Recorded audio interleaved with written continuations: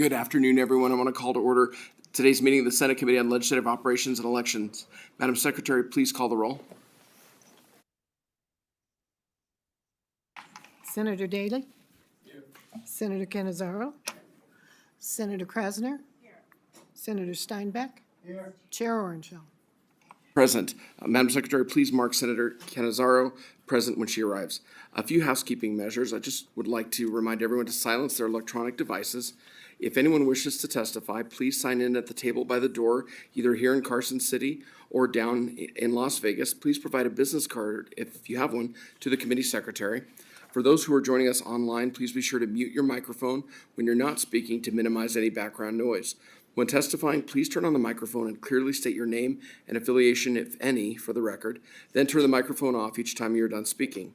If you have handouts, please provide 20 paper copies for members of the public. Electronic copies should have been submitted in PDF form to our committee manager 24 hours in advance of today's hearing. We do expect courtesy and respect in our interactions during the meeting, even if we don't agree with someone else's position on one of the issues or on a bill. Committee members will be using their laptops to view handouts and other documents during the hearing.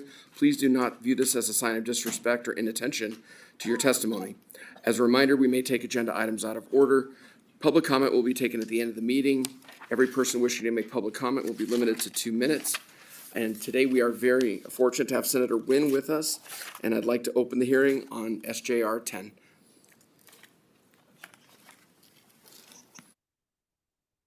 And Senator Wynn, please come forward. Anybody else you'd like to include as part of your presentation? Thank you for joining us today and presenting SJR 10.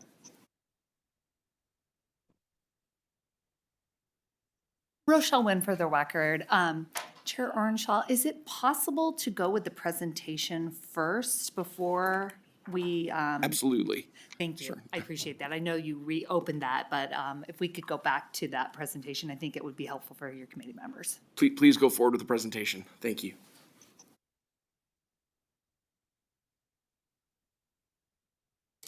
Good afternoon, Chair Orenshaw, Vice Chair Daley, and members of the committee. For the record, my name is Kate Cotter, Katecotter, and I'm representing Nevada Coalition for Psychedelic Medicines. Thank you for the opportunity to present Senate Joint Resolution 10, which urges Congress to take several critical actions regarding the therapeutic use of certain psychedelic compounds. This resolution addresses the urgent mental health crisis affecting millions of Americans, including veterans, first responders, and Nevada residents, who struggle with conditions such as PTSD, depression, anxiety, and substance use disorders. For many patients, conventional treatments prove inadequate, leaving them without effective therapeutic options. SJR 10 is grounded in substantial scientific evidence. The resolution highlights how clinical research has demonstrated that compounds, including psilocybin, psilocin, DMT, ibogaine, mescaline, and MDMA, show promising therapeutic potential when administered in controlled clinical settings. The FDA has recognized this potential by granting breakthrough therapy designation to MDMA-assisted therapy for PTSD and psilocybin-assisted therapy for treatment-resistant depression and major depressive disorder.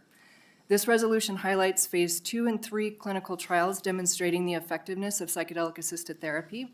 MDMA-assisted therapy led to 67% of patients with severe PTSD no longer meeting diagnostic criteria after treatment, and psilocybin-assisted therapy showed a 75% response rate and 58% remission rate in individuals with major depressive disorder at 12 months.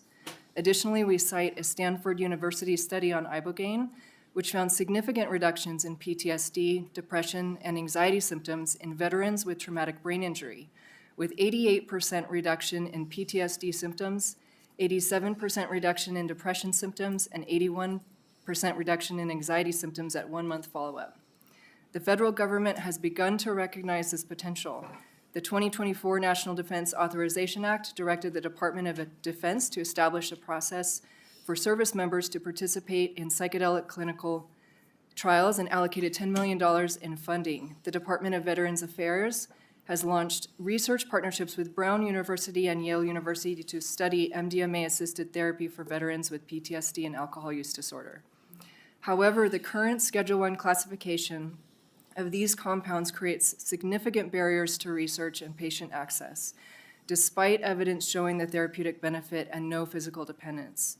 Given these facts, SJR 10 specifically urges Congress to increase federal funding for research into the therapeutic applications of psychedelic compounds, establish a streamlined process for approving and conducting research while maintaining appropriate safety protocols, create a pathway for compassionate use under the Right to Try Act, reschedule psilocybin, psilocin, DMT, ibogaine, mescaline, and MDMA to reflect their therapeutic value, establish legal protections for individuals and entities complying with state and local laws regarding psychedelic use. The resolution also expresses Nevada's support for expanded research at qualified institutions. This is a bipartisan effort with strong support across the political spectrum, as evidenced by our 7 primary sponsors and 20 co-sponsors. The emerging scientific consensus on the therapeutic potential of these compounds presents a rare opportunity to expand treatment options for those desperately in need of effective mental health treatments. After the presentation, I'll be happy to answer any questions from the committee. Rochelle Nguyen, and next I'll turn it over to my friend John Dalton to give his presentation. Thank you, Senator Nguyen. Good afternoon, Mr. Dalton. Please speak whenever you're ready. Okay, thanks. Good afternoon, Chair Orenshaw, Vice Chair Daley, and members of the committee. Thank you for your time. For the record, my name is John Dalton, Jondalton. I'm a Nevada veteran, and I represent the Nevada Coalition for Psychedelic Medicines. The working group report has outlined the scientific evidence and clinical research supporting psychedelic-assisted therapy. It has also addressed shortcomings on the federal level of how these medicines are classified. I come before you today to address the urgent need for federal action and to articulate the serious consequences if Congress fails to act. Despite growing research and bipartisan recognition of the potential benefits of psychedelic-assisted therapy, the federal classification of these compounds remains a roadblock. Under Schedule 1 of the Controlled Substances Act, these medicines are classified as having no accepted medical use and high potential for abuse, a designation that directly contradicts FDA-recognized breakthrough therapy designations and extensive clinical research. The outdated classification creates 3 critical barriers. First, it stalls medical research and innovation. Leading research institutions such as Johns Hopkins, Stanford, Yale, and New York University have dedicated programs for psychedelic science. And even our own beloved University of Las Vegas, with Dr. Hines leading the way, who's right down there, down in Vegas, waiting to talk, has studies the science behind psychedelics. Yet Schedule 1 restrictions significantly slow down clinical trials and funding opportunities. Physicians and researchers face excessive bureaucratic hurdles compared to studies involving other controlled substances, even those with higher abuse potential. And without federal action, progress in developing these treatments will continue to lag, delaying access to life-saving therapies. Second, it blocks patient access even when the evidence supports treatment. Patients with PTSD, depression, and substance use disorders, many of whom have exhausted all conventional treatment options, are unable to access these therapies due to federal restrictions. I myself have had to leave the country and travel to Tijuana, Mexico, so I could legally engage in what was truly a life-saving therapy. The Right to Try Act, which allows terminally ill patients to access investigational treatments, does not apply to Schedule 1 substances, meaning that individuals in dire need are denied potential relief. That means our veterans and first responders with major depressive disorder and are actively engaging in suicidal ideation, as well as end-of-life terminally ill patients who suffer with that specific and terrible kind of anxiety, cannot be treated by these medicines, despite dozens of studies validating treatment efficacy. And third, it creates legal and public health uncertainty as states and local municipalities are moving forward. Many states and municipalities are not waiting any longer. They are moving ahead with their own psychedelic reform efforts, including Oregon and Colorado, which have already established regulated frameworks for psilocybin therapy. Without federal clarity, these efforts exist in a legal gray area, where patients and providers face uncertainty, potential federal intervention, and an inability to get their treatments covered by health insurance. SJR 10 calls on Congress to reschedule these medicines and provide federal legal protections for individuals and entities complying with state and local laws, ensuring that jurisdictions that choose to regulate these treatments can do so without the threat of federal prosecution. Congress has already taken preliminary steps, including the National Defense Authorization Act of 2024, which directed the Department of Defense to fund psychedelic clinical trials for active duty service members. The Department of Veterans Affairs has already funded research initiatives on MDMA-assisted therapy for PTSD and alcohol use disorder. They are also studying psilocybin when used in conjunction with psychotherapy to treat PTSD, depression, and anxiety. But more must be done. SGR 10 urges Congress to increase federal research, funding, streamline approval processes, create a pathway for compassionate use, reschedule these compounds to reflect their medical potential, and establish legal protections for state-regulated psychedelic therapies. With bipartisan support behind this resolution, Nevada is standing up to demand federal action, ensuring that science, not outdated drug policies, dictates access to life-saving treatment. I've mentioned this is a bipartisan effort, and here in Nevada, that is true. Doing something to change the course of our state's mental health crisis is truly something we can all come together on. Having said that, we're not alone. Today, there are a total of 28 states that have active or recently passed legislation advancing psychedelic therapy.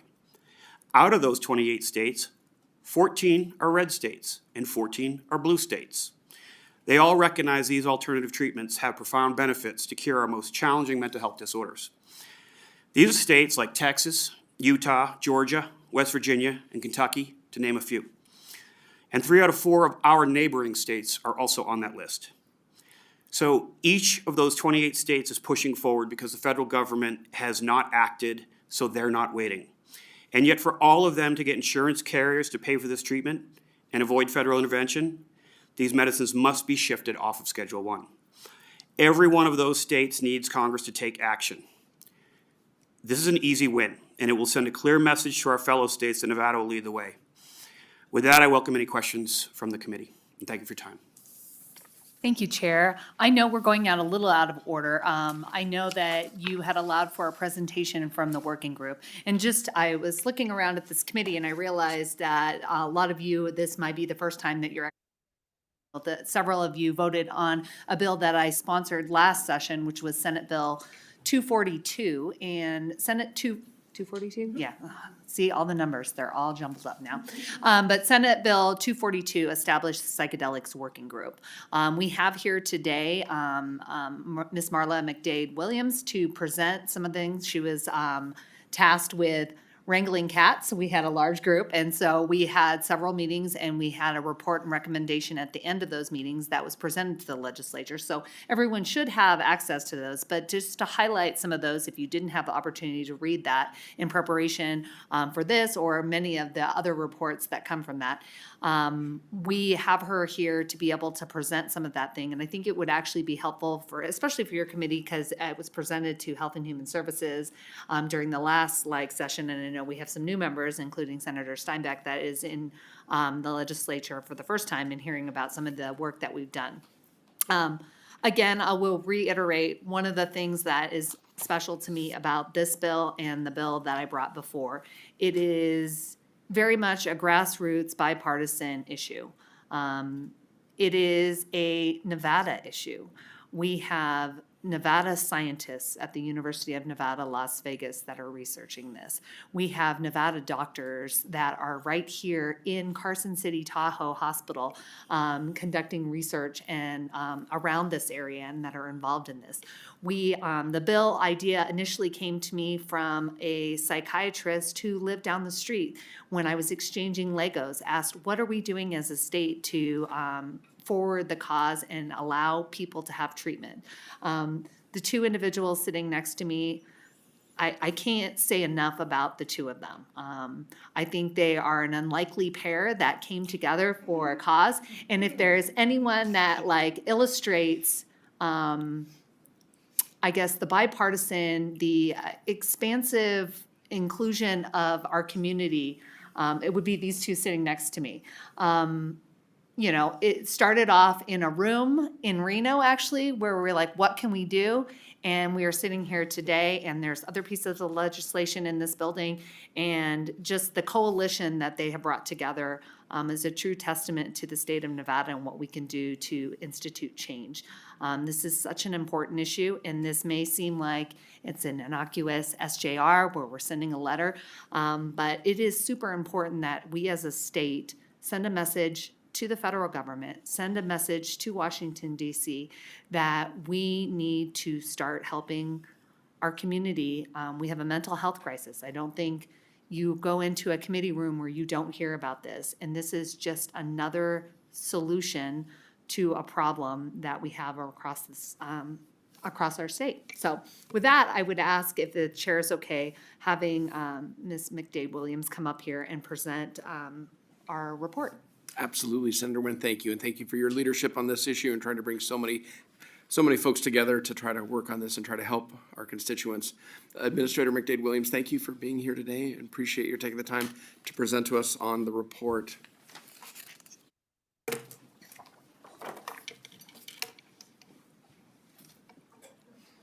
Good afternoon, Mr. Chair and members of the committee. For the record, Marla McDade-Williams, I serve as the administrator for the Division of Child and Family Services in Nevada's Department of Health and Human Services. So Senate Bill 242, as Senator Nguyen mentioned, was actually a bill adopted in 2023, and it required the Department of Health and Human Services to establish the Psychedelic Medicines Working Group and to study certain issues related to the therapeutic use of entheogens during the 2023-2024 interim. In 2023, I was serving as the deputy director in the Department of Health and Human Services, and the director said, if this bill passes, you get to staff it. And then it passed, and then I took another job, and I still got the responsibility. So here we are. The legislation identified 15 representatives to serve on the working group, and it designated the Department of Health and Human Services to serve as the chair. So I chaired the committee. And on page 2I or I2 of the report, we list out all of the members. And it was a broad cross-section of people from law enforcement to, as indicated, people who had done research in this area, physicians, others who were advocates. And it was a very robust group of people that participated in these discussions. On page 1, in the executive summary, we note that the working group revealed compelling evidence supporting the therapeutic potential of psilocybin and certain entheogens, particularly in treating conditions that have proven resistant to conventional therapies. Current clinical research demonstrates promising results for conditions including post-traumatic stress disorder, treatment-resistant depression, and substance use disorders. And these are relevant given that Nevada has mental health professional shortage areas that encompass all 17 counties and affect 77% of Nevada's population. The shortage of mental health providers, combined with wait times exceeding sometimes 6 months for treatment, underscores the urgent need for innovative therapeutic approaches. Health disorders pertaining to depression, anxiety, addiction, suicidal ideation, and PTSD particularly affect Nevada's veteran population, where the suicide rate, as indicated in committee meetings, is 50.7 per 100,000, which is significantly higher than the national veteran suicide rate of 33.9 per 100,000. The working group considered the complex interface between mental health treatment and law enforcement, noting a paradigm shift toward treating substance use as a public health issue rather than primarily a criminal justice concern. So based on the findings, as we went through the meetings, the working group concluded and recommended that the Nevada revised statutes consider reducing penalties for entheogenic plants and fungi, develop a system where there is regulated access and a program for psychedelic-assisted therapy, where the framework should include provisions for practitioner training, safety protocols, and oversight mechanisms modeled on successful programs in other states, while addressing Nevada's unique geographical and demographic challenges. Additional recommendations include developing specialized training programs for law enforcement and emergency medical services personnel, implementing improved data collection systems, and exploring insurance coverage options to ensure accessibility of therapeutic services. The framework must also address several critical challenges identified, including the need for equitable access across Nevada's rural communities, integration with existing healthcare systems, and development of appropriate insurance coverage mechanisms, as noted by Mr. Dalton just a few minutes ago.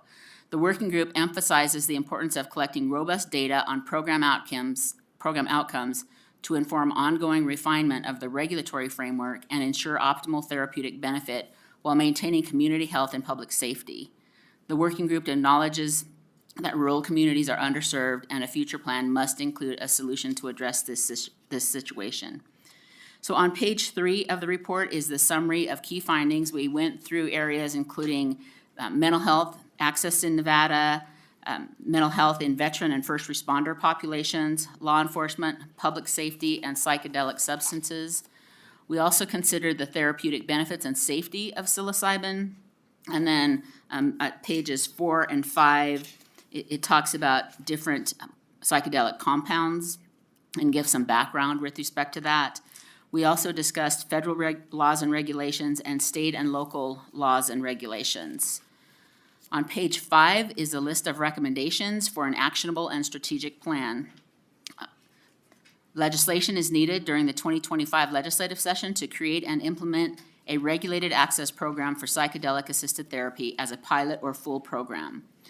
That legislation may be needed to reschedule psilocybin and/or other therapies granted breakthrough therapy status if approved by the FDA. Consider legislation to examine the statutes to reduce penalties for entheogenic plants and fungi. Consider legislation to develop a training program to provide law enforcement, emergency medical services, mental health co-responders, risk management training, mental health co-responders, risk management training that focuses on effective approaches to psilocybin-induced incidents. Consider having the Division of Insurance in the Department of Business and Industry to develop a system to ensure that a person's health insurance will cover this mental health care. And then ask for the Legislative Council Bureau to review federal, state, and local laws and regulations concerning the therapeutic use of entheogens to identify any revisions to these laws and regulations that may be necessary to enable entheogens to be used for therapeutic purposes in Nevada. And then finally, request state and local law enforcement to provide data on psychedelic-specific drug arrests to include non-traditional psychedelics such as MDMA and ketamine. So beginning on page 7 is the overview of mental health in Nevada, identifying anxiety and depression, post-traumatic stress disorder, suicidal ideation and deaths, and then finally access to care challenges. And then on page 9, there's a discussion of mental health in the veteran and first responder population. And you can see, again, the suicide rates per 100,000. We talked about PTSD prevalence, and we heard testimony by Lieutenant General Martin Steele on the potential for a psychedelic medicine to help veterans and first responders. Page 12 begins our discussion about law enforcement, public safety, and psychedelic substances. And then it concludes, there's a paragraph on page 15 that talks about the key findings of the Denver report. Flipping to page 19, where there is an extensive psilocybin review that will provide background on usage and therapeutic processes.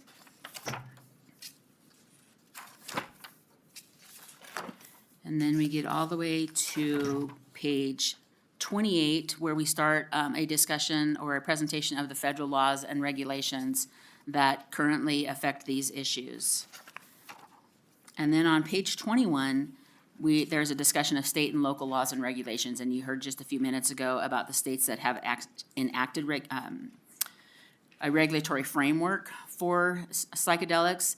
Appendix B, C, and D in this report provide more information about those other states' efforts, including Oregon and Colorado, where Oregon has a very extensive regulatory program in place already.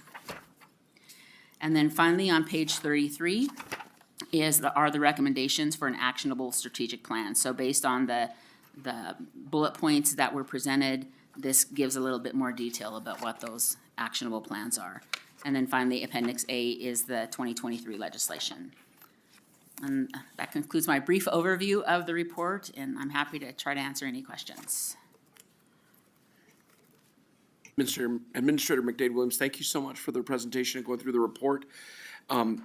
Members, any questions for our administrator? Senator Steinbeck.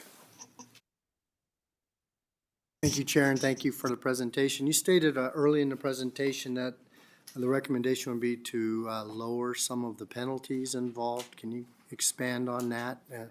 The penalties wouldn't be for, wouldn't apply to a program like this, so what would those penalties be for? For the record, Marla McDade-Williams, I'm not an expert in the field, but I think there are still some criminal penalties in place for possession. And so it would be reducing those or eliminating some of those for possession of certain psychedelic substances. See Senator Nguyen joining us. Senator Nguyen, please go ahead if you'd like to address Senator Steinbeck's I question. did serve as a member of the working group, or the psychedelic medicines working group. The recommendations that are listed on page 6 of the presentation, those are recommendations. Obviously, the bill that I'm presenting here today, SJR 10, incorporates, it doesn't look like those recommendations from the bill. I think the discussion, I think those are ultimately potentially needed. During the initial presentation of Senate Bill 242 during the 2023 legislative session, we did have some efforts in there. Initially the bill contained some efforts to decriminalize or lower the penalties for some of these substances. Because it's listed currently as a Schedule I drug, it is treated in the same nature as things like fentanyl. So you could have fentanyl that has the same penalties as these kind of like medical treatments. You could have, crack cocaine, and it is still at the same like weight and same level as mushrooms. So I think the intent and some of the recommendations came based on the presentations, the science behind this. We heard from so many doctors, we heard from so many neuroscientists, we heard from so many people that are actually doing this research now, indicating that there is very much a difference between fentanyl, heroin, crack cocaine, methamphetamine, and these medicines that are all currently included in the same law. I don't know if that answers some of your questions, but I know that the working group, after like reviewing that, and you can see from the makeup of the working group, we had people from law enforcement, we had lots of presentations from law enforcement, came with those recommendations that we should address that in this, either this legislative session or in future legislative sessions. Thank you, Senator Nguyen. Senator Steinbeck, any follow-up? No, sir, thank you. Thank you. And I guess, any questions, Senator Krasner? Please go ahead. I thank you for your presentation, and thank you, Chair. So you said that this is a Schedule I drug, so my concern is children, and what type of safeguards do you envision being put into place so that children don't get a hold of this? Just go ahead and answer these questions. Rochelle Nguyen for the record. I'll remind everyone, kind of backing up, I'll talk about the working group, like in the recommendations from the working group. You can see it's a pretty extensive report. And that's probably, if you look at page 6, I think that's why, and I think there's a bill coming from the Assembly. Potentially, we will see it over here in the Senate side at some point. But there are states, including Utah, that have passed pilot programs. So one of the recommendations on the very first recommendation on page 6 of this report is that we should looking at a full, like a pilot program or a full program to see how that would work. I think when you look at the legislation, you also look about the need to deschedule, the need to look at our own drug laws to see how they play into effect. But there's also legislation that we believe is needed to provide law enforcement and emergency medical services and mental health co-responders training that focuses on this. We've done this in other areas around like autism and identifying certain disabilities by including them on licenses going forward, and then also training for our first responders to know how to address like interactions with this. Our law enforcement officers already do this to a certain extent when they come into contact with someone that they are identifying either under the influence of a drug or under the influence of alcohol or under the influence of marijuana. So we have some of those things in place, and I think expanding that training to our first responders in this area, we think is very important as well. As far as insurance and regulation, we also discussed that. When you look down there, request to identify any laws or regulations that we have to ensure that these are used for therapeutic purposes within our state. And so protection of children, I think when you're talking about any kind of medicine, is super important. We have frameworks in other industries, whether it's alcohol, to protect our young people. We have protections with other medicines through pharmacies, through how they are purchased and how they are obtained. Even with our cannabis industry, whether or not you agree with it is obviously it's the law now. And this is like another situation where we have put in regulation in place to protect children in those circumstances. And that's the intention of the recommendations from this working group, is that before we have anything, we have those protections in place. We have those regulatory structure in place.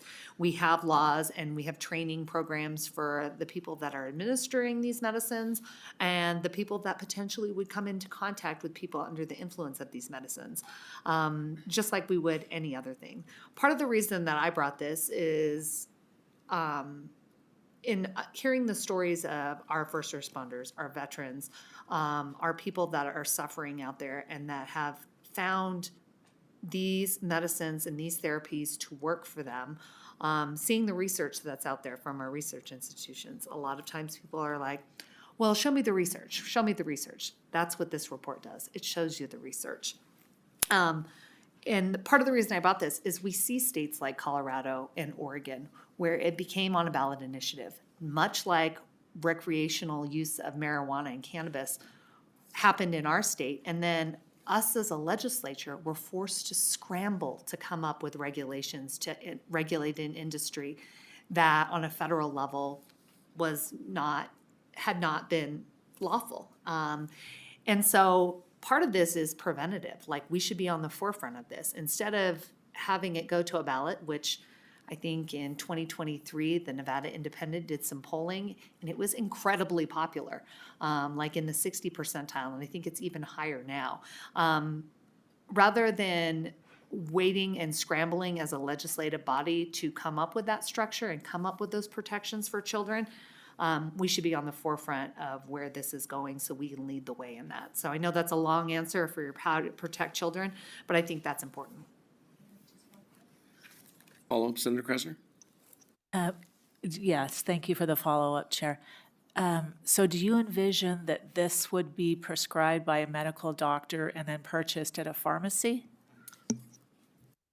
Those are all things that we have to look at. I think there are certain people in the industry that would like it to go down that road. But I think there are a lot of people that are doing this. When you look at the models in Colorado and you look at the model in Oregon, they're able to do this safely. They're showing, and that's kind of the benefit of not being the first in this area. We're learning from our surrounding states that are starting to institute some of these like programs, that what we can do and what we should do and what we shouldn't do. I think we're also learning from a not similar industry, but the cannabis, like how that came about, where you don't want to push it into a black market, but you do want to make sure that people have proper training in order to facilitate this use. Thank you very much. And one question I have for Administrator McDade-Williams. Thank you for chairing this working group, and thank you for this extensive report. The page 1 talks about the suicide rate among veterans in Nevada, 50.7 per 100,000, so much higher than the national rate of 33.9 per 100,000.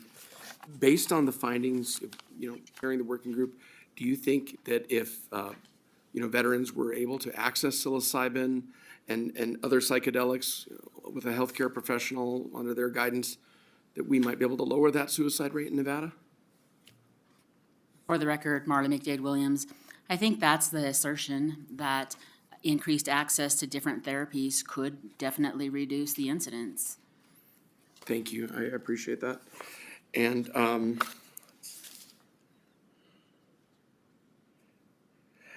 do you know if there's any effort right now in coming from either in Congress or from the federal government to deschedule psilocybins, or is that something this, SJR 10 is meant to try to, get their attention, or do you know if there is an effort right now from any of the House or Senate or in the federal administration? Rochelle Wynn for the record. I'm not sure if it's contained in the report, but I know that there has been bipartisan legislation at least introduced on the House. Look, and I have a phone a friend. Mr. Dalton is obviously here and he might be able to answer that. But getting back to SJR 10, a lot of the recommendations are very difficult to implement when you don't have federal support. When it's difficult for our educators at our universities here in our state. They have to jump through a lot of hoops now in order to be able to even research some of this medication. And some of the recommendations are the recommendations that are in SJR 10 would make it easier for us to do research. It would make it easier for our doctors to want to be able to prescribe this. Right now, they can't. Any practitioners are not able to. Our veterans would not have to travel to other countries in order to obtain this life-saving treatment. And I think Mr. Dalton is here and he can answer some further questions on any other legislation on the national front that maybe has been introduced. Thank you, Senator Wynn. Mr. Dalton, thanks for coming up. Please, do you know if there's any effort either in the Congress or from the federal administration to try to deschedule psilocybins and other psychedelics right now? Thank you, Senator Orenshaw. John Dalton for the record. There is a lot of talk, given the fact that there's so many states that are engaging in their own legislative efforts, and the current Secretary of Health and Human Services has publicly stated that he believes these should be rescheduled. So he has publicly advocated for rescheduling prior to becoming Secretary of Health and Human Services. So there is on the national level, working with the other organizations that are kind of like our organization, but work with Congress there. There is a lot of enthusiasm that this is going to just needs a push to get it started. Thank you very much. And Mr. Dalton, do you have any familiarity with the Oregon and Colorado, their results there, how things are going with what they're doing in those states that you could speak to? Yes, sir. Again, John Dalton for the record. The Oregon was the first, and they engaged in some novel ideas. They also got a little bit ahead of their skis by doing things like decriminalizing different amounts of drugs that had nothing to do with this. However, what they looked at was creating a psychedelic-assisted therapy program. They also had a decriminalization effort, which is not what we're shooting for here. And Colorado learned from Oregon, tightened up a little bit more. They also did have a decriminalization effort. And one of the things that came out of that was something called the Denver Report. And I believe there's a little bit of the Denver Report discussed in the working group report. The Denver Report engaged Denver law enforcement and hospital systems to look at any type of a trend in difference from when it was decriminalized. And again, I'll say that I'm not advocating for decriminalization, but this is to answer your question. They found no actual increase in rise of criminal activity or hospitalizations pertaining to psilocybin. I did want to bring up one other thing, if that's okay. One of the things that you hear us talking about is psychedelic-assisted therapy. And while this resolution isn't necessarily to drill down specifically on psychedelic-assisted therapy, we have specifically included that language in there. What psychedelic-assisted therapy is it is where a medical professional is engaging with a patient in a traditional therapeutic process, overlaid with psychedelic coaching and training to prepare them for a treatment, a psychedelic treatment. That psychedelic treatment is then done in a controlled environment with medical professionals present to ensure safety, to ensure quality, and to be there for that individual when they're going through this. So it put in layman terms, nobody's throwing a bunch of mushrooms at somebody and saying, take these over the weekend and you'll feel better. There's then a follow-up with what's called the integrative process, which is continued psychotherapy and just strict psychotherapy, to work through this integrative process, to be able to maximize the potential, the efficacy, and the durability of this. The other part of this would be things like chain of custody, right? Cultivation centers that have security, a chain of custody.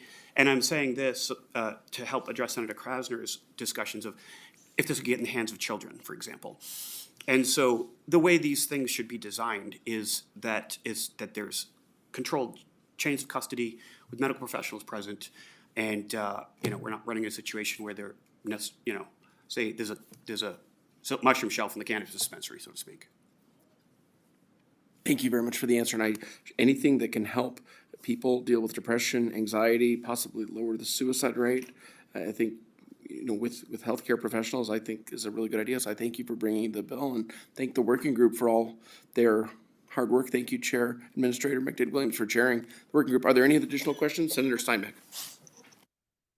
Thank you, Chair, and thank you, sir, for meeting with me before. I really appreciate it and enlightened me on quite a bit. You too, ma'am. I appreciate it very much. Along with the chair, I'm completely for giving the full toolbox for treatment for this, whatever it is that we can do. I'm certainly not qualified to say what will work and what won't work.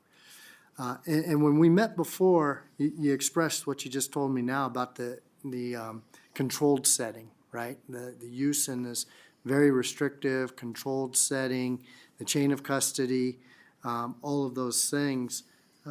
Well, what I'm seeing here is, especially in the report, is much more expansive than that. And I'm certainly not seeing that level of restriction still within this as well.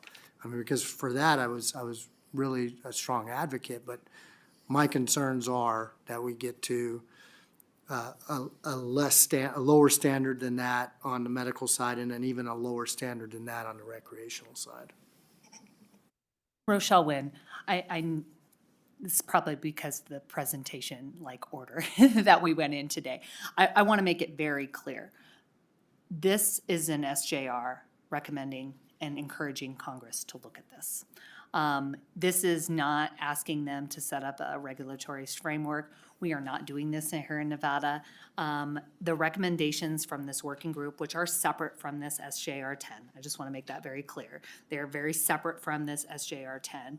Just came out of the workings of the presentations, the study group that we did on that. And so those are things for any legislative body, whether it's you, Senator Steinbeck, or you, Senator Krasner, or even you, Senator Daley. If you were to choose to bring up pieces of legislation, at least there's the beginnings of the framework, and the research has been done in our state to what that might look forward to. I brought this because I think this is really important. It is very difficult for us as a state to be able to institute any of these recommendations that we believe should be recommended and should be implemented in our state without the full support and for the federal government to look at these as well. Like John had said, on a federal level, I do have hope. The current Secretary of Health and Human Services has openly said multiple times that he is in support of these medicines and looking at descheduling it. And what this resolution would do is say, we as a state agree. The federal government should look at this. They should provide guidance to all of the 50 states on where this goes. Otherwise, we're going to end up in a situation where everyone is doing their own thing in every single state, kind of like you see with cannabis. And we don't want to go down that. We're already seeing the process of this happening with legislation. You have a pilot program out of Utah. I mean, if you had told me even 2 years ago that Utah would be on the forefront of this and ahead of us, I would have laughed at you. But that tells you how bipartisan in nature this has become. And what SJR 10 does is ask the federal government to say, hey, We need guidance. We are seeing this across the United States. Give us guidance on how we can go forward with this. Allow us to do research. Allow us to come up with regulatory structures.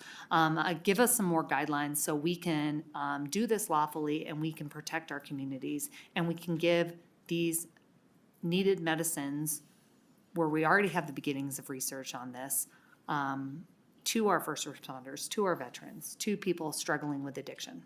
So. I really, really appreciate the presentation. And, I had two close friends who committed suicide, and I don't know if this therapy had been there, if it might have helped them, but I always wonder about that and wonder, something like this, if it had been available, it might have helped them. Senator Daley, I think you had a question or a comment, and then Senator Krasner? Comment more than anything, maybe a little levity. When I'm looking at who you're gonna send it to, the president, vice president, speaker, leader in the Senate, our congressional delegation, and then drug enforcement and National Health Institute, right? So my little bit of levity is maybe you should consider copying in Elon Musk from, I don't know for a fact, but, it could be true that. You might be listening, Vice Chair. Be careful. No, I don't know for a fact, but it could be that he's a recreational user anyway, and may be supportive. Of course, it's a double-edged sword, because he might look at that and say, drug enforcement, National Institute of Health, and want to doge them and say, oh, this is no good. But then he might look at Congress, even though it doesn't have any authority there, and say, now those are some do-nothing government employees. But I just kid. I kid all of my friends in Congress. Rochelle Wynn, for the record, I appreciate the levity. It is a heavy topic, and I know that we are having a period of transition on the federal level, but I think that's even more reason to be able to have these conversations.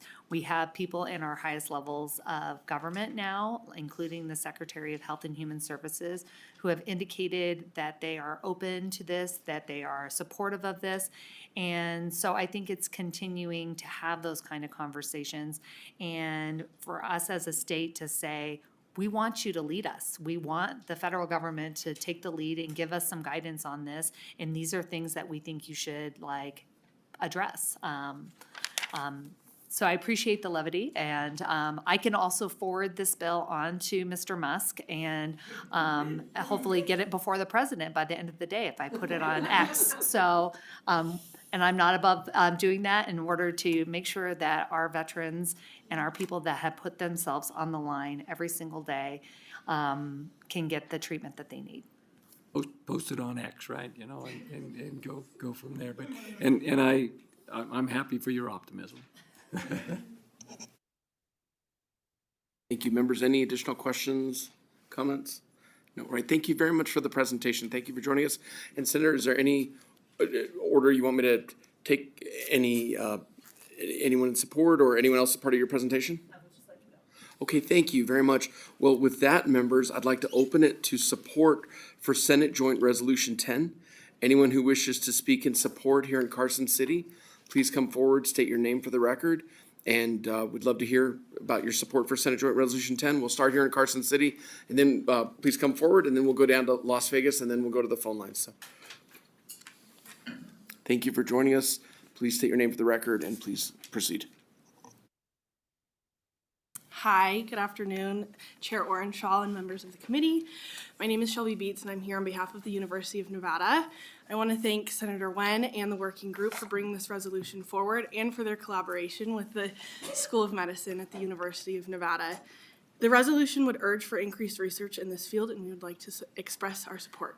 Thank you. Thank you very much. Please state your name for the record and proceed. Whoever would like to go next. Good afternoon, Chair and members of the Legislation, Operations, and Elections Committee. For the record, my name is Dr. Burton Tabak, B-U-R-T-O-N, T-A-B-A-A-C, and I'm a board-certified neurologist specializing in innovative therapeutic approaches for neurological conditions. I'm also an associate professor of neurology at UNR School of Medicine. I'm here to present an overview by focusing on clinical applications, patient outcomes, and the transformative healthcare potential of psychedelic medicine. In my clinical practice, I've witnessed firsthand the limitations of conventional treatments for conditions like treatment-resistant depression, PTSD, and substance use disorders. The FDA's designation of psilocybin as a breakthrough therapy was not granted lightly. It reflects compelling evidence from rigorous clinical trials. At NYU and Johns Hopkins, researchers documented 60 to 80% response rates for depression and anxiety in cancer patients after just 1 to 2 psilocybin sessions, with benefits persisting 6 to 12 months post-treatment. These are not incremental improvements. They represent transformative outcomes for patients who had exhausted all conventional options.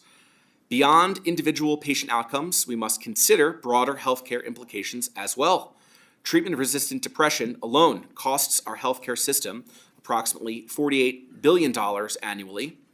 Recent economic analyses from UCSF and Harvard suggest that psilocybin-assisted therapy could reduce these costs by 40 to 60% through decreased hospitalizations, reduced disability claims, and lower pharmaceutical expenses. Veterans Affairs research indicates similar potential for PTSD treatment, with preliminary data showing psilocybin therapy could reduce lifetime treatment costs by up to 30% while improving quality of life metrics. Unlike recreational applications, medical psychedelic treatments involve structured protocols, pre-assessment, controlled administration in therapeutic settings, and crucial integration sessions. States like Oregon and Colorado have already developed thoughtful regulatory frameworks that prioritize safety, provider training, and ethical implementation. Nevada has the opportunity to lead in creating a model that ensures that these treatments are accessible, affordable, and integrated with existing healthcare systems. This offers hope to thousands of Nevadans suffering from conditions poorly addressed by current treatment options. I submit this testimony with confidence and enthusiasm, along with references that I will provide the committee. I'm willing and able to offer additional evidence from the medical literature should the request be extended. And as I sit before you, this esteemed legislature today, I must emphasize a critical contradiction in our current drug classification system. The Schedule I designation, ostensibly reserved for substances with high abuse potential and no accepted medical applications, has become inappropriate when applied to psychedelics. Over the past 20 years, rigorous scientific research has produced overwhelming evidence that directly challenges this classification. These compounds have demonstrated remarkable safety profiles and significant therapeutic potential for conditions ranging from depression to end-of-life anxiety. The data is clear and compelling. Psychedelics simply do not meet the criteria that would justify their Schedule I status. This misclassification not only impedes vital medical research, but denies suffering patients access to potentially life-threatening treatments.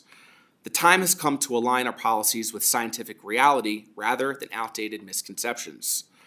Thank you for considering this important legislation effort based on scientific evidence rather than outdated misconceptions. I am deeply grateful for your consideration of prioritizing this work, a proposal grounded not in ideology, but in rigorous evidence that challenges decades of misunderstanding. Your willingness to examine these facts represents true leadership and courage.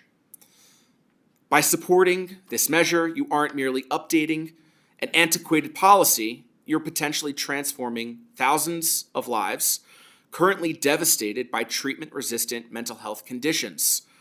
The constituents that you serve, many suffering in silence, deserve access to every effective treatment option that modern science can provide.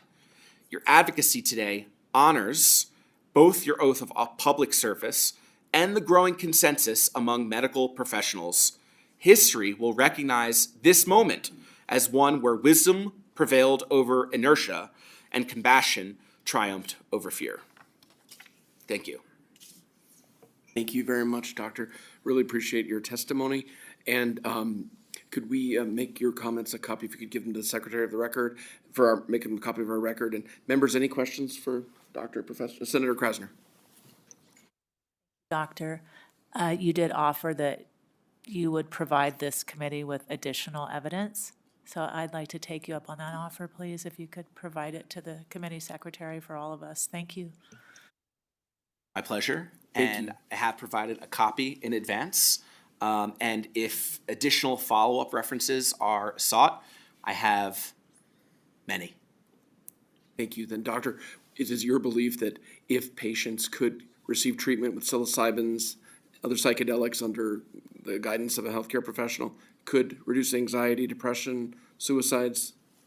I have no doubt there are many studies in the literature that look at psilocybin through a research protocol where patients are randomized for different indications ranging from depression to anxiety to substance abuse, where patients are able to achieve substantial, long-lasting benefit from as little as a single dose of psilocybin. The same applies for MDMA, for PTSD, in other randomized controlled trials. Thank you. That means a lot. Senator Steinbeck, a question? Thank you for the additional questions, Chair. My question is regarding the research because it's a Schedule I. Now, if I'm correct, cannabis is still Schedule I as well, correct? Is that limiting the research? Hasn't seemed to. So I'm for this as far as being a therapeutic use. My question, though, is just on how it's being limited, because I don't see how it would be being limited if the same limitations don't apply to cannabis. Thank you for the question. When a clinical trial is being submitted, the process of getting the approval by the FDA is a very protracted process where an IND is required, an investigational novel drug document, paired with an IRB, which is an institutional review board that has to go through a process of approving the protocol. I can speak to this because I'm involved in 2 different clinical trials through my affiliation with Carson Tahoe Health. One study is in a partnership with Stanford under the supervision of Nolan Williams, who published a paper last year in Nature looking at treating traumatic brain injury utilizing ibogaine. And the FDA has indicated that they want additional research in a preclinical model, i.e. rodents, before patients can be treated. This has delayed us being able to help patients by at least 18 months to 2 years. The second study that I'm involved in is partnered with Johns Hopkins utilizing psilocybin.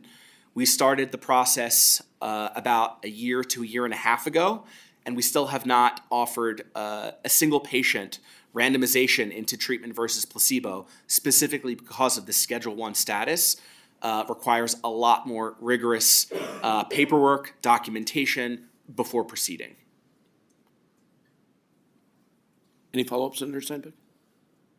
And so how would you compare that to if you wanted to do a study with cannabis, which is also Schedule I? The same process would apply. So it is the same process of an IND, an IRB, FDA approval with much more time constraint. The reason why this is so important is because there are patients that can really benefit today.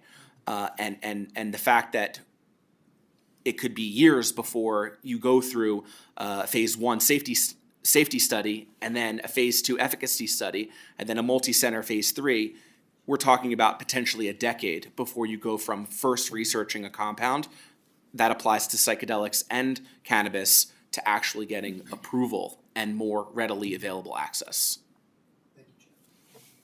Thank you very much. Thank you for your testimony, and appreciate your patience. I want to just go right down to Las Vegas, and I'll come back up here to Carson City. Down in Las Vegas, Dr. Hines. That's me. Yes, Dr. Hines, thank you. Would you please state your name for the record? Appreciate your testimony, and I wonder, could you also perhaps address Senator Steinbeck's question too? If you 100%, yeah. Thank And you. So good afternoon, Chair. Thank you so much, members of the committee. For the record, my name is Dr. Dustin Hines, Dustin Hins. I'm a neuroscientist at UNLV, specializing in neuroplasticity and the effects of serotonin, psychedelics, etc. on brain function. Recently nominated as the North American Chair of the International Society for Serotonin. This is my life, right? So today I will highlight some of the neurobiological mechanisms underlying psilocybin's therapeutic potential. Also talk about its safety profile. I think that's important, broader implications for neurological and psychiatric disorders.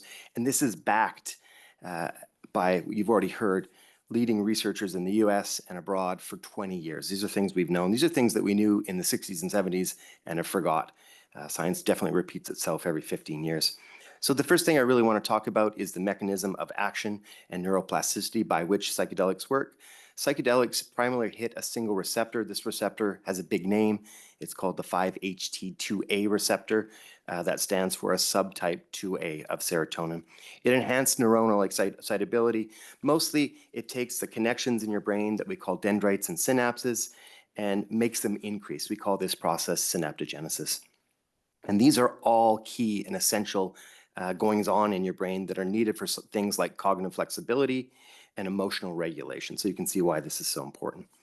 Research from Johns Hopkins, Yale, UCSF have demonstrated that psilocybin disrupts the rigid and maladaptive neural networks associated with depression, associated with PTSD, and foster new, more adaptive synapses or connections. This has also been shown by functional MRI and EEG studies out of the UK, out of Imperial College London, further illustrate how psilocybin completely shifts the activity in what's called the brain's default mode network to reduce patterns of negativity and rumination, rigid thought loops between the frontal cortex and the amygdala, areas of fear and anxiety in your brain. And so we know how this works. We know where it works at the cellular level. We know how it works at the circuit level. Something that always comes up with psychedelics, and especially psilocybin, is the safety and therapeutic potential. Having worked with pharma throughout my career, this is likely the safest compound I've ever touched. Decades of controlled studies affirm that psilocybin's favorable safety profile, it's non-addictive. It actually promotes anti-addictive properties. Physiologically, it's well tolerated, carries minimal risk of overdose.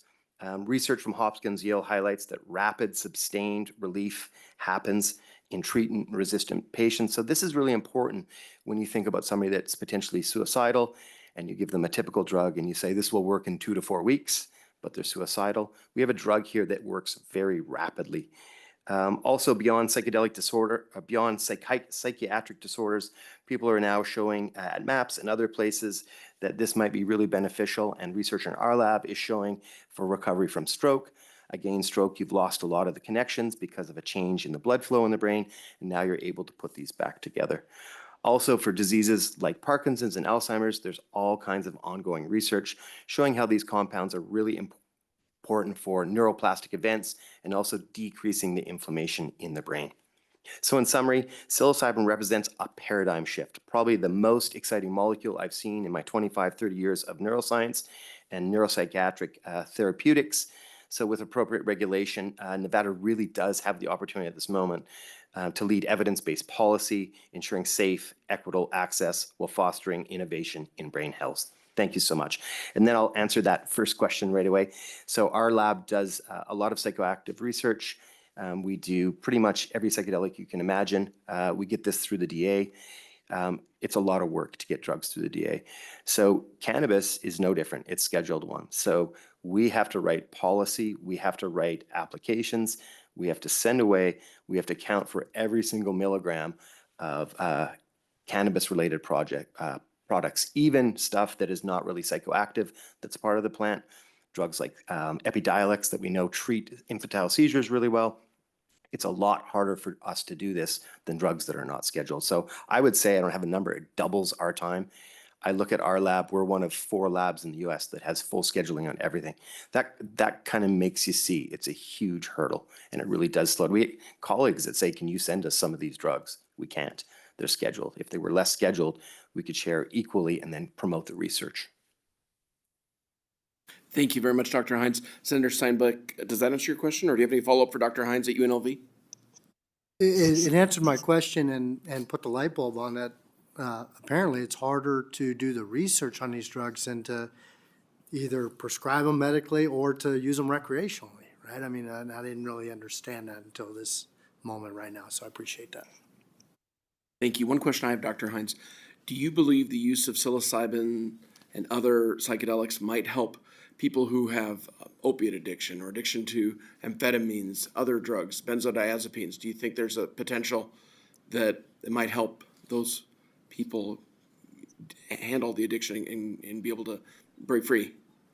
Yeah, short answer and long answer. Short answer is 100% yes. Is it psilocybin? Likely. Psilocybin shows a lot of research already. To me, actually, one of the most addictive properties that doesn't get talked about and for some reason isn't scheduled at all is nicotine. And psilocybin's already showing with Matt Johnson's work at Hopkins to be almost anti-addictive, which is, there's not really a lot of drugs out there, Chantix and some other, and it's about fourfold more effective than that. There is some research out of the 60s looking at LSD and opioids, super impressive, and there's a lot of research as of recently, and I can provide this to the committee, looking at the drug Ibogaine. Ibogaine looks like it is going to change lives as far as opioid addiction and other addiction. Thank you, Dr. Hines. If you could provide that to the committee, sure appreciate it. And if we could get a copy of your comments, if you could email them up so we can make them part of the record. Members, any additional questions for Dr. Hines at UNLV? Not seeing any additional questions. Thank you so much. And then I see one more presenter down in Las Vegas. Then I'll come back to Carson City. Please state your name for the record and proceed, sir. Hello, and thank you, Honorable Chairman and Committee. My name is Delvin Bourne, DELVIN BOURN. I am a founder and president of Born Free Foundation, a nonprofit dedicated to veterans' mental health through programs and fundraising. I'm here to support SJR 10, and I urge you all to support this resolution. As an Army veteran and a United States paratrooper, my body and mind has been tested in several services to our country. I can't describe the amount of trauma of war and life in general that has dealt. Psilocybin has saved my life. I have gone through a lot of therapy through the VA. Psilocybin has single-handedly been the most effective treatment to address my PTSD and anxiety. In short, our people need this resource, and to address the mental health of veterans especially, please pass this SJR 1010. Thank you. Thank you, Mr. Bourne, for your testimony. Thank you for your service to the country. Appreciate it. We'll come back up to Las Vegas. Who would ever like to begin? State your name for the record and proceed.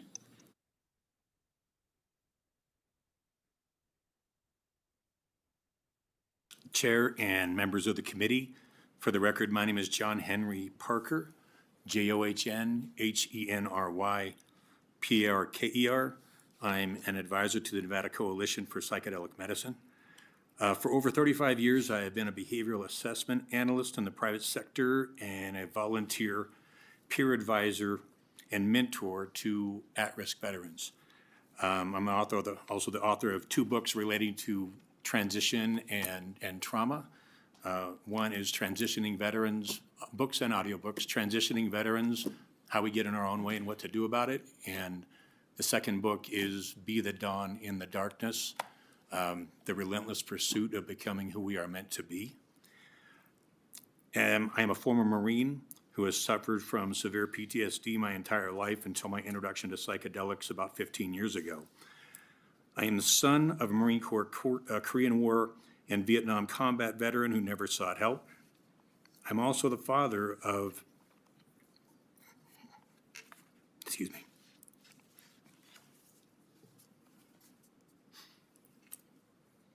I'm also the father of a Purple Heart recipient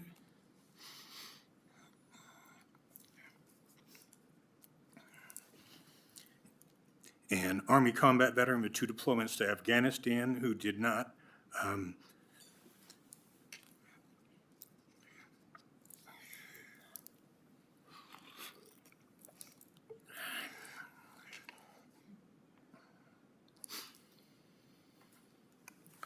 who did not survive his transition from military service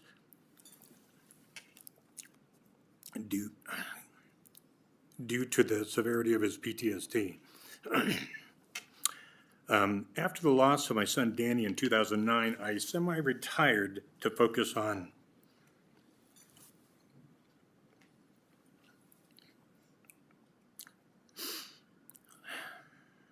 supporting and mentoring at-risk veterans and their families with a personal mission of saving lives and keeping families together. Now, many years later, I've worked with hundreds and hundreds of struggling veterans one-on-one who suffer from treatment-resistant PTSD, depression, substance abuse disorders, and suicide ideation. And I can tell you that progress is slow, arduous, and at times heartbreaking. When a veteran takes their own life, many people think it is selfish and inconsiderate of those they leave behind, or even cowardly. What I have come to understand is something entirely different. People who ideate, attempt, or commit suicide have simply run out of hope and want the end of their suffering. They just want it to end. I'm here to report that most often, after only a single session with psychedelics, veterans wake up and come to their senses. Hope begins to return, and we were able to help them begin to reset their outlook on life. With the help of our legislators and the support of this growing advocacy movement, I hope we will find the collective wisdom to pass this legislation and provide our veterans, firefighters, first responders, other groups, the help that they deserve and desperately need. Thank you. Thank you, Mr. Parker. Thank you for your service and your family's service to the country. I'm sorry for your loss. If we could get a copy of your comments to the secretary for the records. And members, any questions at all? If I'm missing any questions, please raise your hand so I can make sure I recognize you for any of the witnesses. Please state your name for the record and proceed, sir. So my name is Aaron Augustus. I am a United States Army military veteran with deployment in Iraq in 2003. I'm also the co-owner of a psychedelic wellness center here in Carson City called Higher Dimensions of Healing. And we administer ketamine for treatment-resistant mental health conditions. We welcome this bill, and we are prepared for psychedelic mental health therapies. We do these under clinical settings with medical and mental health professionals with, you heard the terminology, ketamine-assisted therapy, which is very important to help guide these people that are going through these processes using these very powerful psychedelic medicines. The difference is kind of night and day when you're being guided by a mental health professional. So it's very important to incorporate that in your your research and what's going on with this bill. One thing we wanted to say as being a psychedelic wellness center here in Carson City is that we welcome the committee to reach out to us for any questions that we're doing, talk about the patients that we're seeing, to talk about the efficacy that we're having with ketamine, which is a Schedule 3.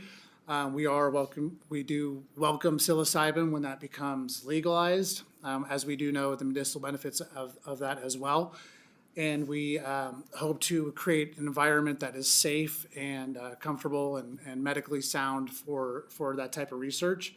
We're working with some of the doctors here and some of the organizations here to help push this forward and just create those environments. So again, my name is Aaron Augustus, and I'm with Higher Dimensions of Healing, and we are a psychedelic wellness center here in Carson City. So thank you.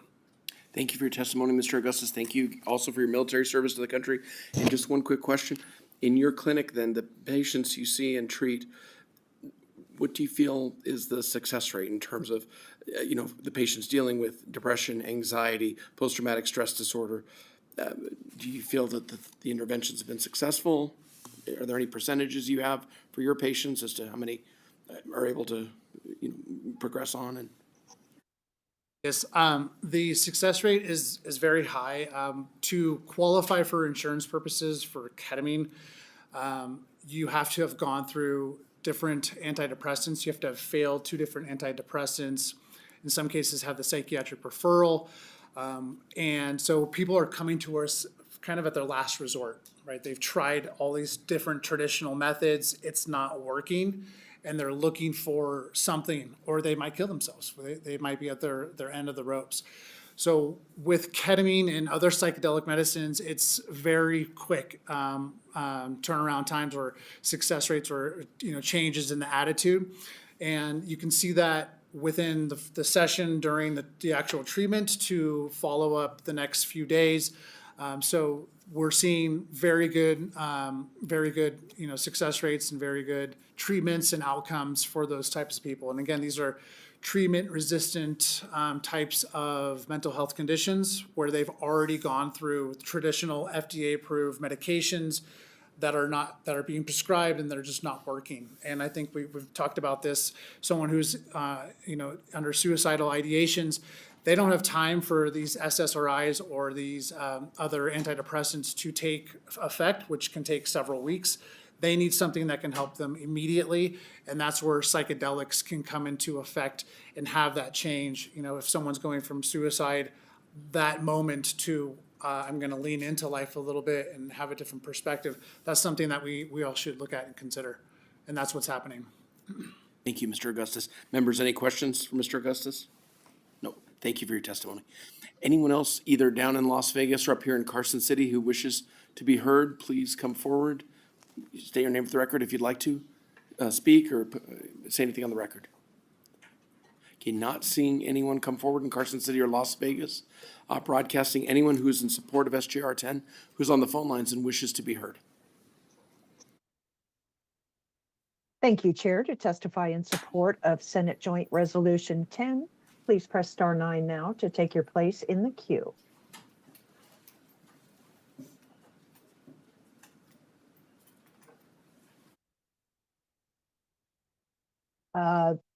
That was weird. The caller was on the line, raised their hand, and then they hung up. So, sorry, Chair, at this time, the public line is open and working, but there are no callers. Well, if that caller had a technical problem, please try to call back in and we can certainly try to let you testify. So then now I'd like to go to opposed to SJR 10.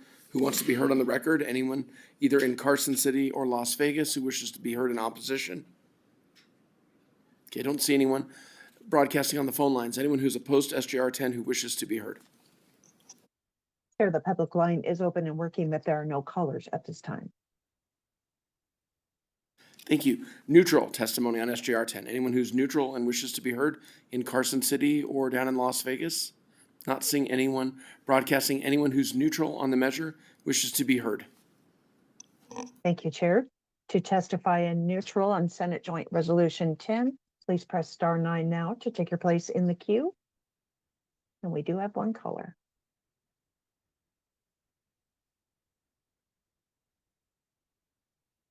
Caller, you're unmuted. Please proceed.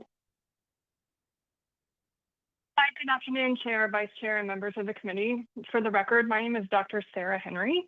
I'm a licensed clinical psychologist here in Northern Nevada, and I specialize in treating PTSD, depression, anxiety, and post-concussive syndrome. As a military spouse, these struggles are not just professional to me, they're also very personal. Throughout my career, the people with whom I have worked include elite military operators, veterans, first responders, and others suffering from PTSD, traumatic brain injury, as well as athletes, entrepreneurs, and other high-achieving individuals who struggle with anxiety, depression, and trauma. These are not people that I would categorize as weak by any stretch of the imagination. They're high-achieving and they're resilient, and they're people who once thrived under pressure, and yet they often feel as though they're losing the fight within themselves, trapped in relentless symptoms that our current treatments are failing to resolve.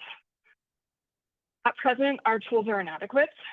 The best medications that we can legally offer help only an estimated half of patients and often come with intolerable side effects. Psychotherapy, while it is effective, it is also time and resource intensive, and it requires sustained effort that can feel impossible to those who are in need of immediate relief. Without early progress, too many lose hope before they experience true healing and change. As you've heard in many previous testimonies here today, there is a better option. Psilocybin-assisted therapy has demonstrated rapid, profound, and lasting relief for PTSD and depression, outperforming existing treatments in clinical trials. Yet psilocybin remains classified as having no medical value, preventing the research and therapeutic access that could dramatically change the lives of millions. This classification is outdated and it's actively harming those who need help the most. Rescheduling psilocybin is not about making it accessible for recreational use alone. It's about acknowledging the science and expanding the availability for there to be more and more thorough research on a treatment that has potential to heal where nothing else really has. And Nevada has the opportunity to lead here. So as a military wife, someone who is married to someone who holds 3 combat ribbons and is preparing to deploy next week, and as a provider within this community, I urge you to support rescheduling psilocybin to allow for further research and safe therapeutic access to those who have suffered for far too long. I really appreciate your support, your time, and your consideration in this effort. Thank you, Dr. Henry, and thank you for your family service to the military. Members, any questions for Dr. Henry? I'm not seeing any. Thank you very much for your testimony. Broadcasting, is there anyone else on the phone lines who wishes to speak? Chair, there are no additional callers at this time. Okay, thank you. And the one call that got disconnected, they haven't called back in, have they, broadcasting? That was Sarah. Oh, that was. I believe Dr. that was. Thank you. And then I think that was testimony in favor. So if we could classify her testimony as in support rather than neutral. I appreciate that, Madam Secretary. With that, I know, Doctor, did you want to come back and make some additional comments or come up for closing? Okay, thank you. Senator Wynn, anyone else you'd like to bring up for your closing, feel free. Thank you for welcoming me back up. I am just want to be clear and clarify that I am not testifying today on behalf of the University of Nevada School of Medicine, and my testimony is on behalf of myself. Thank you. Thank you, Doctor. Understood. We'll make that part of the record. Thank you very much, Senator Wynn. Thank you for the excellent presentation and the good discussion on Senate Joint Resolution 10. Really appreciate you presenting the bill today. Please, any closing comments you'd like to make? Thank you. I just want to reiterate that SJR 10 is to encourage Congress to do their job and put every state on track to allow folks to these life-saving therapies. I appreciate what Senator Steinbach had his revelation, because I did not realize that until I started working on these working on this piece of legislation in 2023. I just assumed that there was research in the area of cannabis. And as our chair may know, but the other committee members not, we don't have a lot of research in this area, and that's part of the problem when it comes to cannabis or it comes to the medicines that we're talking about here. You have researchers that want to save lives. They know what the research is showing, and they don't want their hands held back any further. And that's what SJR does. It will not only save lives, but it also encourages Congress to act. And it says, we as a state want Congress to act on this so we can act on this and we can save lives in our state. In 2023, our champion, Assembly Member Max Carter, came and co-presented Senate Bill 242 with me. He came here and he shared his very personal struggles, and he encouraged other people at the time, he said it flippantly, to heal loudly. You saw some of the emotional testimony that we started in 2023, and I'm grateful for all of those family members, those survivors, our heroes, the people that have put their lives on the line. I'm grateful for all of those people who continue to come into this building. They're committed to sharing their often personal struggles and trauma and grief and sadness so openly with this committee, because they know that healing loudly will continue to save lives. So I'd encourage you to pass SJR 10. Thank you very much, Senator Wynn. Thank you for presenting SJR 10, and thank you for everyone who testified in support down in Vegas, up here in Carson City. With that, we'll close the hearing on Senate Joint Resolution 10. The last item on our agenda today is public comment. So I'd like to open up for public comment. That's comment related to something not related to our bill hearing, but anything else. 2 minutes per speaker. Anyone in Carson City or in Las Vegas who wishes to make public comment? Okay, not seeing anyone broadcasting. Is there anyone on the phone lines who wishes to make public comment? Thank you, Chair. To provide public comment, please press star 9 now to take your place in the queue.